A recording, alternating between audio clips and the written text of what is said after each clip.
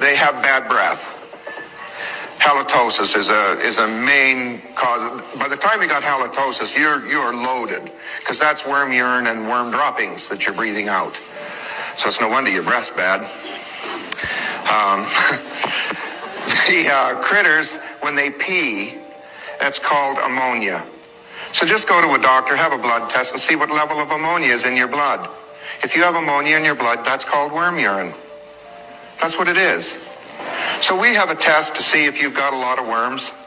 If you're on a fast and you're fasting and you're on a diet and you get a headache, you got the headache because the worms are all peeing, trying to get you to eat something else. They're trying to make you sick so you'll get off of what you're doing and start eating.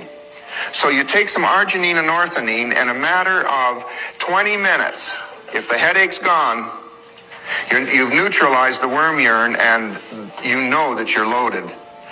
All children that have little tiny pimples on the backs of their arms or little tiny pimples here on the edges of their cheeks have 5 varieties of critters in them.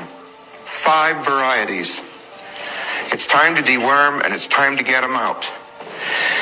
Now what I found out is that vibration and frequency is everything.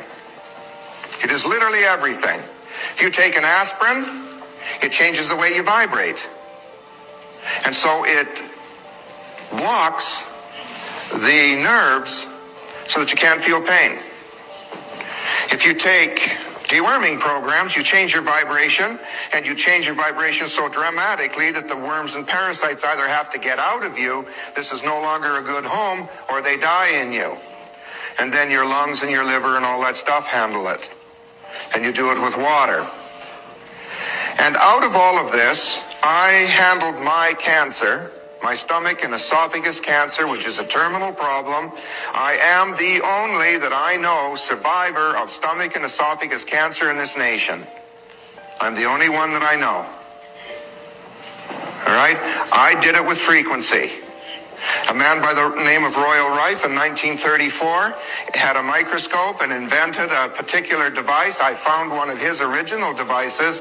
I used it, and it got rid of my cancer, and I haven't had it since. Now, that was in 1934. So you can see what they've held from you. So what we did is we looked at Nikola Tesla. We looked at all his equipment. We did all his stuff. And I went out searching out original pieces of his equipment. I own more pieces of original Tesla equipment than any other human that I know.